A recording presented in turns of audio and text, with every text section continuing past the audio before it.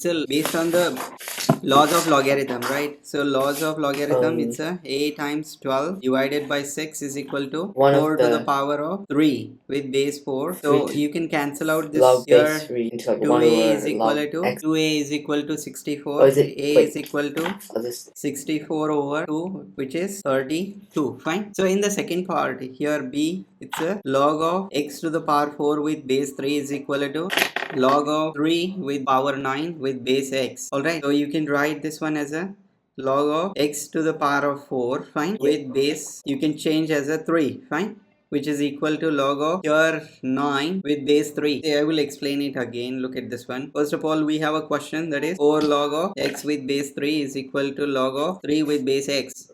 Now different base are there, isn't it? So you can write as a 4 log of x upon log of 3, which is equal to log of 3 upon log of x, isn't it? Here you can write 9. Yeah, fine. So then you can here take 3 as a base everywhere, right? So it will be this part becomes 1, this part also becomes 1, right? Transfer this log of x to the left, right? And 4 to the right. So log of x with base 3 bracket square we will get, which is equal to 9 by 4. Isn't it? And if you take the square root, it will be log of x with base 3 is equal to square root of 9 over 4, means it's a 3 by 2.